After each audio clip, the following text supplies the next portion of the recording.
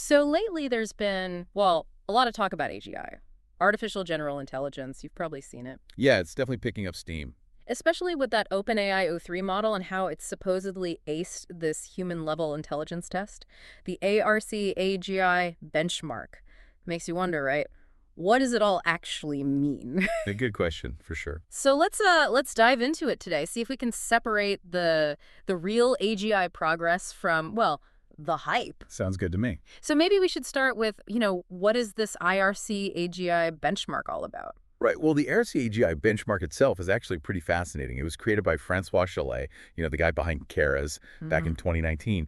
And unlike a lot of these AI tests that really just focus on memorization, IRC-AGI is designed to gauge something way more fundamental. Okay, so not just memorizing stuff. Exactly. It wants to figure out an AI's ability to reason and then generalize, to completely new situations, like how well it can adapt. So these aren't tests where the AI is just remembering data. They're more like puzzles. Yeah, you can think of them like abstract puzzles. And the AI has to kind of figure out the rules as it goes to solve them. Yeah, that's a good way to put it. It's about true problem solving, not just like looking things up in a database. And it does that, like you said, by avoiding those huge data sets that a lot of AI models rely on, right?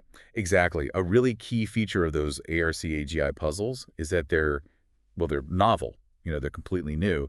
So the AI has to infer and apply rules in ways it's never seen before. And it's this, emphasis on figuring things out and adapting that makes ARC-AGI unique. Mhm. It's really probing for a core aspect of intelligence, like can it actually think on its feet? Okay, so that's the test. And then we've got OpenAI's O3 model reportedly hitting like 87.5% on this thing in those high compute scenarios, which I guess means when it has a ton of computing power behind it. Right. And that's above the 85% human level mark. So, I mean, that feels like a pretty big leap, right? Yeah, no, it is. But at the same time, everything we've been looking at also makes it clear that this doesn't mean that AGI has arrived. So what's the key to understanding, I guess, this disconnect? I think it's about looking at the bigger picture and recognizing that any single benchmark, no matter how clever, has its limitations. So while ARC-AGI is great, really great for testing this abstract reasoning in controlled settings, in a lab, it only captures a really small part of what general intelligence actually is. Like Charles himself stresses this all the time. True AGI needs a much, much broader skill set than just what ARC-AGI is testing. So, like, what kinds of things? Like, what are we missing here? Well, think about things like adapting to messy real-world situations, understanding emotions, and, honestly, even learning independently on its own. These are all crucial human abilities that RC-AGI just doesn't test. Experts pretty much agree that AGI, it needs to be able to integrate tons of diverse knowledge and then operate on its own in these super complex environments far beyond just, these neat and tidy abstract puzzles. It's a much bigger challenge. And this chart that we've both been looking at, it kind of highlights this, right? Because the progress on these other benchmarks, like the Super GLU benchmark for language and the math benchmark for math problems, shows a totally different rate of improvement than RCAGI. And that, I think, kind of proves your point, right? Like, intelligence is multifaceted. It's not just a single score. Yeah, absolutely. Intelligence it's this whole web of different abilities. And honestly, I think public perception often lags behind this, more nuanced reality. Media coverage, especially, tends to oversimplify these achievements in AI.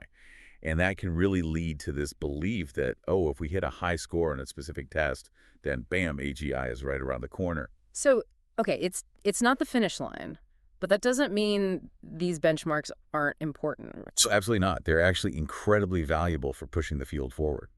So why have them? Like, what's the point? Well, for one, they give us these measurable targets, in reasoning and generalization, which pushes researchers to come up with new and innovative techniques.